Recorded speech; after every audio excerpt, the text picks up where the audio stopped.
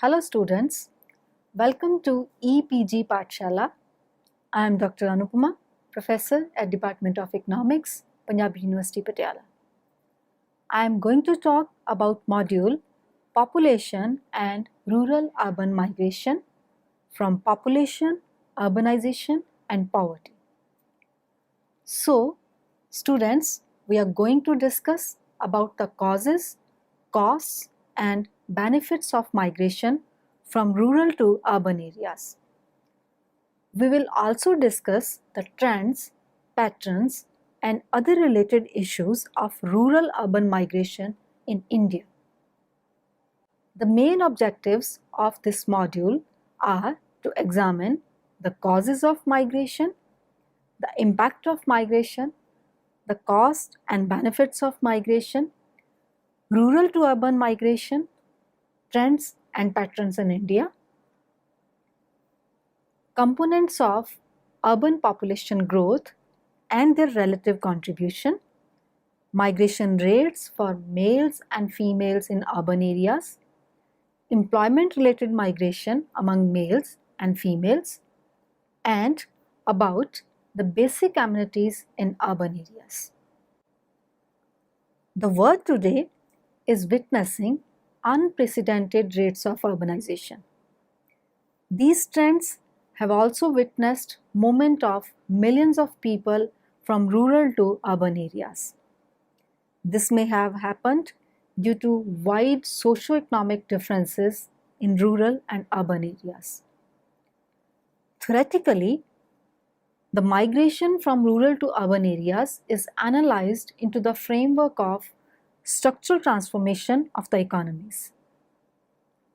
At the micro level, neoclassical migration theory views migrants as individual, rational actors who decide to move on the basis of a cost-benefit calculation. Assuming free choice and full access to information, they are expected to go where they can be the most productive, that is, are able to earn the highest wages. This capacity obviously depends on specific skills of a person possesses and the specific structure of the labor markets. Neoclassical migration theory sees rural-urban migration as a constituent part of the whole development process, by which surplus labor in rural sector supplies the workforce for the urban industrial economy. The Lewis model states that migration continues until whole of the surplus labor released by the rural areas is absorbed by the urban sector. This shows that migration of the labor force is actually a function of the demand for labor in urban markets. However, Harrison Todaro state that rural-urban migration continues even during rising rate of unemployment in urban areas. They say the migration from rural to urban area is function of expected income differential, that is, the income differential adjusted for the probability of finding an urban job. It is assumed that as long as rural-urban income differences remain high enough to outweigh the risk of becoming unemployed, the lure of relatively higher permanent incomes will continue to attract a steady stream of rural migrants. However, the stance of neoclassical theory that the migration is a rational choice of the individuals is challenged by the historical structuralists who state that migration may not have occurred simply because individuals have a free choice, but also because they are fundamentally constrained by structural forces. Rather than a matter of free choice, people are many times forced to move because traditional economic structures have been undermined as a result of their incorporation into the global economic system. Through these processes, rural populations become increasingly deprived of their traditional livelihoods, and these uprooted populations become part of the urban proletariat to the benefits of those core areas that rely on cheap labor. However, the line separating the true phenomena of choice and force behind migration is not clear. This obscurity about the exact cause behind the migration decision has led many researchers to analyze the migration tendencies into the framework of push and pull factors.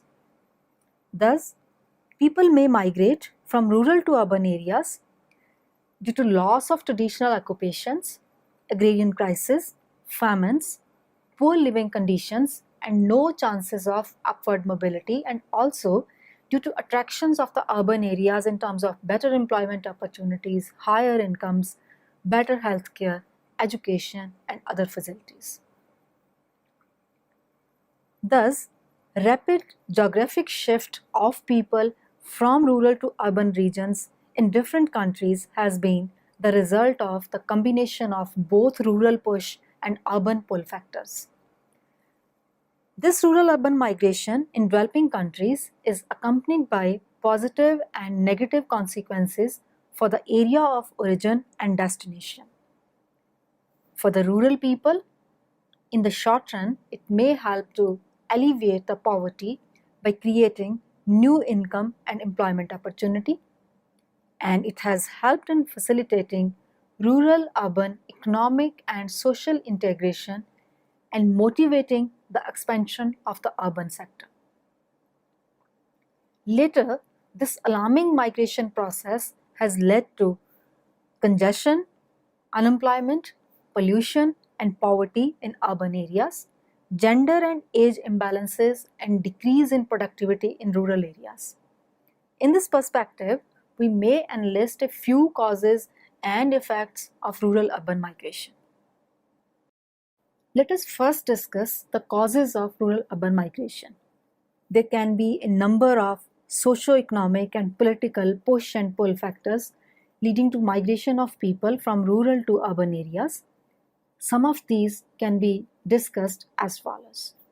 The first cause is considered to be that of the growth pockets. Uneven development and marked spatial inequalities can be pull factors attracting the rural populations to the developed areas.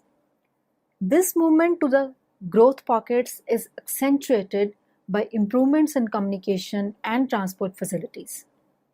The growth pockets in any country are characterized by concentration of economic activity and hence is also characterized by greater employment opportunities, higher level of income, more amenities, and strong public infrastructure. All these things attract the persons from rural areas to urban ones. Even the slightest differences in rural and urban areas regarding these features are enough to ignite the movement from rural to urban areas, as people always expect the tendencies of improvement in urban lives. The pace of the flow of migration from rural to urban areas further increases if most of the economic activities in urban areas are labor intensive, as it raises the probability of getting a job, which has important influence upon the migration decision. Another important cause is perceptions about better life in urban areas. Apart from the economic factors, the high income groups in the rural areas, particularly the rentier class, migrate to urban centers to get a better social infrastructure, for example, health, education, etc., better amenities, luring urban cultures and lifestyles, and even the quest for independence from social, cultural, religious, and familial shackles. Next cause of rural-urban migration can be forced migration. The forced migration includes the migration due to natural disasters, which may be caused by earthquake, drought, flood, cyclone, etc. There can be certain social and political problems such as riots, terrorism, political refugees, bad law and order, and many others. It can also be due to displacement by the development projects. There are some other factors which may be causing rural-urban migration. Apart from these factors, there can be several factors such as marriage, retirement, health problems, acquisition of own house or flat, housing problems, etc., which may be leading to migration of people from rural to urban areas. The second cause can be the inability of rural areas to absorb incremental growth in labor force. A common feature of the developing economies is that the agriculture alone cannot sustain rural livelihoods. Therefore, the rural areas are always characterized by underemployment or unemployment of labor force. Low agricultural productivity, growth of rural population, and ever-increasing fragmentation of land holdings further aggravates the problem. The rise in agricultural productivity in the areas which have adopted the new agriculture technology has not provided any permanent solution to the problem of underemployment and unemployment in rural areas. For example, the Shankar argues that in India, the rate of job creation and real wage increases in agriculture have slowed down.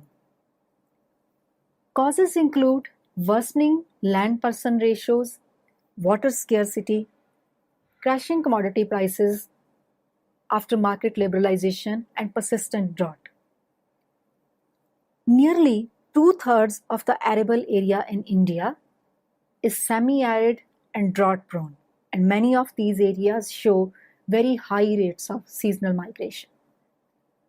In India, the main causes of internal migration are classified as employment-related reasons, the forced migration, that is the migration due to natural disasters, social political problems, or displacement of development projects, and others such as marriage, healthcare, retirement, etc. These reasons of rural-urban migration in India are given in Figure 1. The figure shows that in India, the major reason behind the decisions of the households from rural to urban areas has been employment related. This reason alone causes 66% of total migration decisions. Migration due to studies is another important reason and constitute about 21% of total migration decisions. Thus, we can say that economic factors are the major drivers of rural-urban migration. Now, coming to the impact of migration. Migration may have a number of effects on the sources as well as the destination of migrants. Migration may have a number of effects on the source as well as the destination of the migrants. It helps in poverty alleviation, reduction in unemployment and underemployment at the origin of the migrants, and it may also induce economic development at the place of destination of the migrants. However, these effects can be both positive and negative, and there is no consensus of the net effects of rural-urban migration in the macroeconomic perspective. Whereas the negative voices say that too much of migration from rural to urban areas causes the shortage of labor force in the rural areas, which negatively affects the rural productivity, as those who migrate generally have better human capabilities than those who are left behind. It is also pointed out that unmanaged migration from rural to urban areas becomes a major cause of scarcities in the urban amenities and growth of the informal sector. With poor working conditions and lack of basic amenities, the life in urban areas becomes miserable, leading to many health-related and other socio-political problems.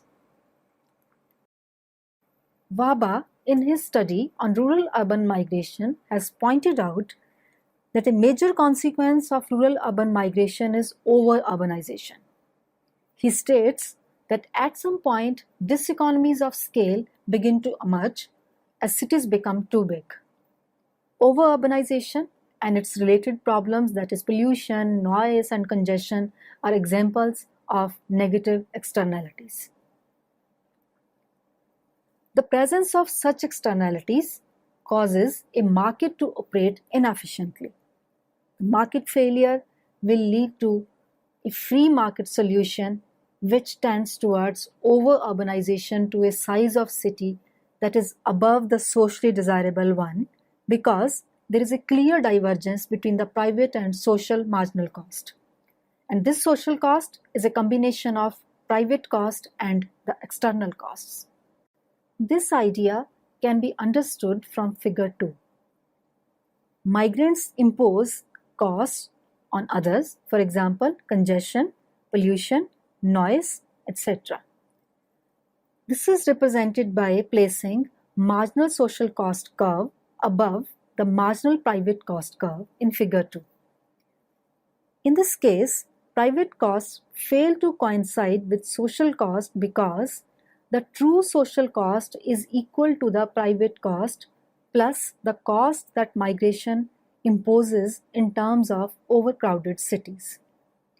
Since the social marginal cost of migration to cities exceed the private marginal cost, there is a clear sign that too much migration is taking place. Migrants face a choice of whether to stay in the rural areas or to migrate to the cities. They will migrate as long as the benefits of migration exceed their private costs.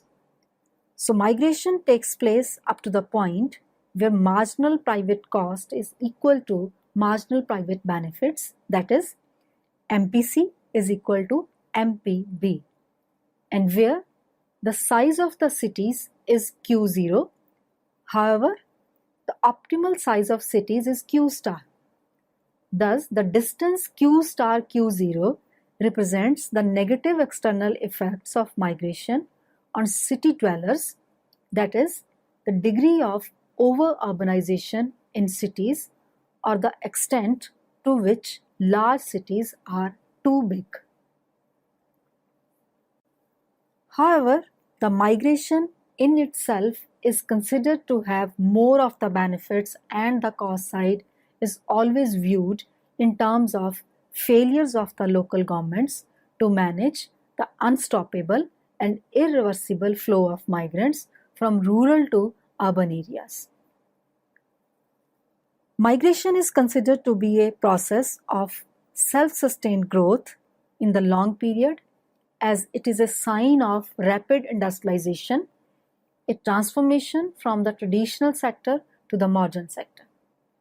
It is generally believed that there is a strong association among migration, poverty reduction, and economic development. The migrant-sending households receive remittances which raise their income level. These remittances help in meeting daily expenses, the expenses on education of the children, and also the health expenditure. This source of income in this way raises the level of living of the households as compared to the situation if no migration would have taken place. The remittances also help rural people to sustain rural livelihoods by preventing them from sliding further into poverty, which would be the prospect facing them had they depended solely on the deteriorating agricultural base. In case of India, NSSO found that nearly 95% of the households in the rural areas reported use of the remittances for household consumer expenditure purposes, out of which 76% had been reported to be used on food items alone. Besides, Other important items of use of remittances are healthcare, education of household members, debt repayment, and savings or investment. Along with the removal of poverty, migration is also supposed to have both the negative and positive impacts on economic inequalities. It helps in reduction of economic inequalities by providing more employment opportunities in the urban areas and hence pulls the households out of mire of poverty. On the other hand, migration may also accentuate income inequalities both in the sending regions as well as the receiving regions. In the sending regions, the households receiving remittances are able to improve their lives vis-a-vis others, while the others are deprived due to less promising existing opportunities in rural areas. In the migrant receiving regions, unmanaged inflow of migrants is also associated with increase in urban poverty and informal employment. Those who are not able to get a decent job with sufficient wages are forced to live in slums and shanties with poor, unhealthy living conditions. Thus, a city with skyscrapers also has a face of vast slum areas in other parts. Ironically, such inequalities increase with the size of the city. On the positive side, migration is considered to be a major driver of economic growth, as it not only raises the per capita income of urban residents but also contributes to the rural economy through regular rural-urban linkages and return flows. In urban economies, they are instrumental in maintaining the supply of cheap labor. Thus, as the economic activity spurs in a particular area, it is never marred by the scarcity of human resources, and profits never shrink due to rise in cost of labor. On the other hand, migration is responsible for generation of additional demand for manufactured goods and services. The combined effect of such supply side and demand side inducements can be realized in growth of GDP. A study in China has found that the labor migration from rural to urban areas contributed about 16% of total GDP. Now let us discuss about trends and patterns in India. The growth of population in Indian cities is more contributed by the internal migration, unlike the cities in the developed countries where it is mainly contributed by international migrants. Generally, urbanization is spurred in part by natural population growth in urban areas, alongside migration from rural areas and due to expansion of existing cities as well as emergence of new cities.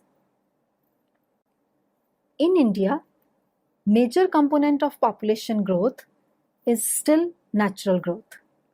However, in 2011, out of approximately 92 million increase in urban population, about 40 million was contributed by the natural growth of population and about 22 million was due to net rural to urban migration.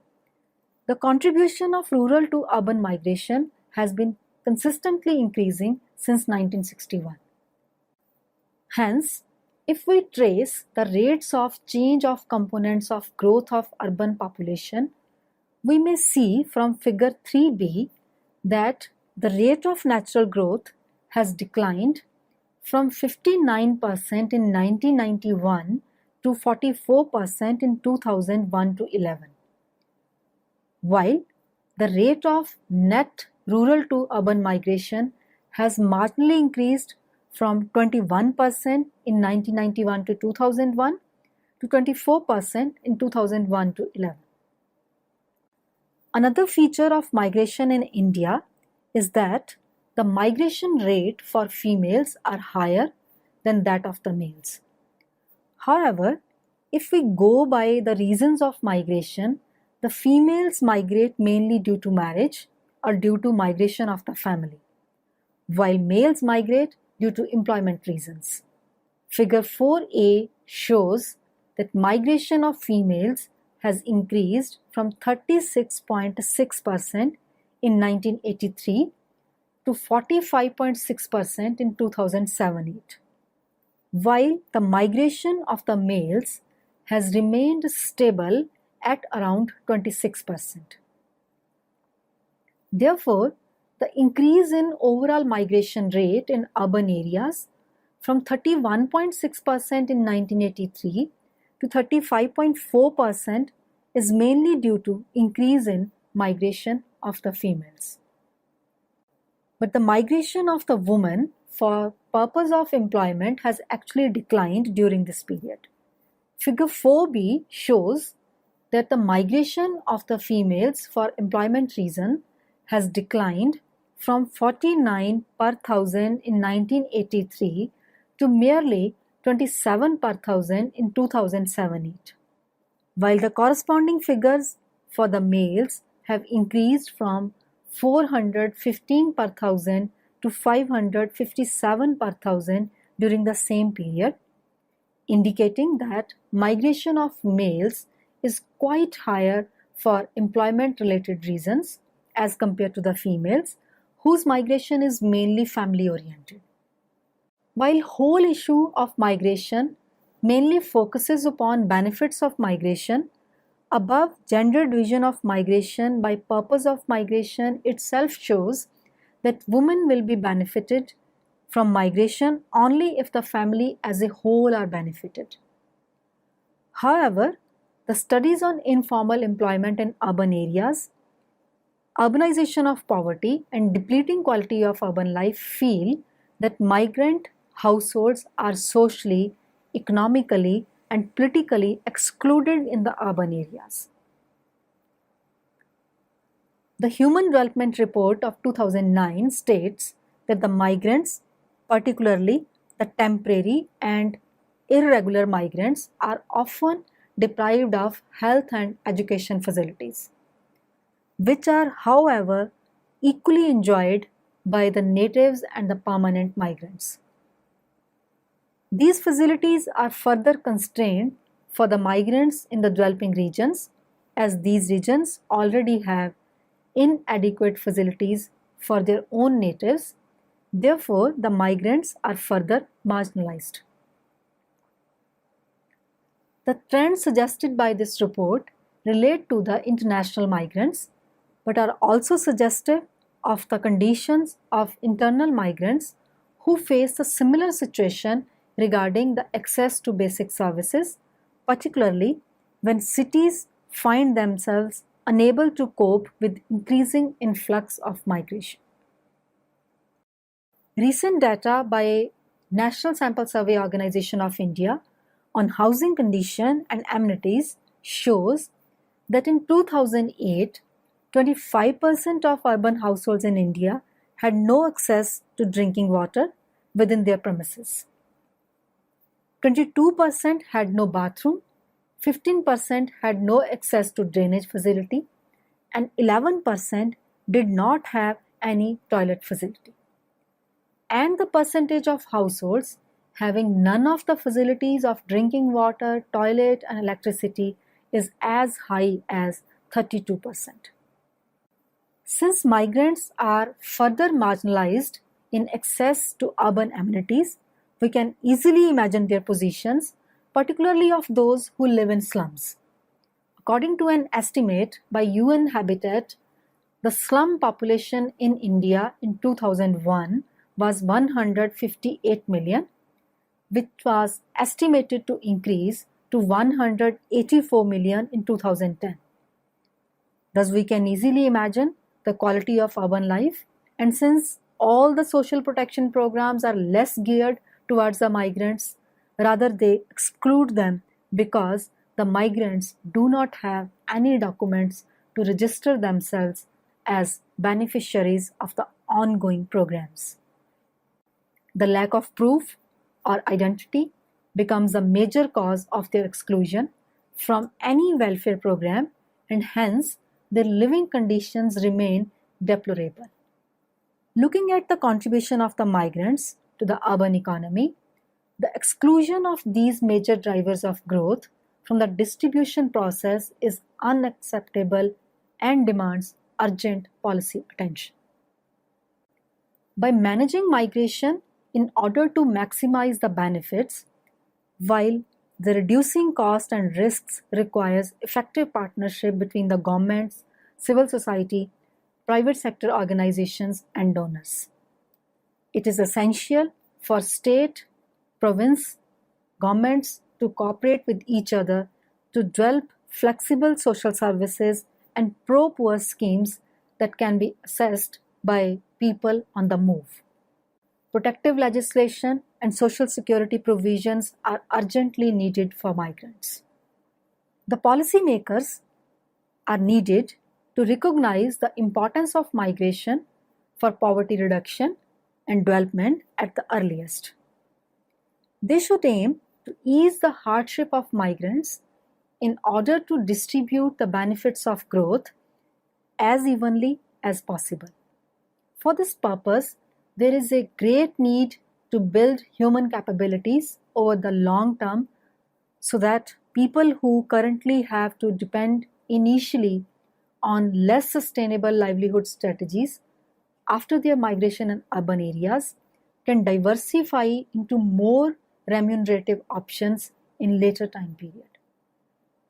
So students, let us summarize what we have learned in this module.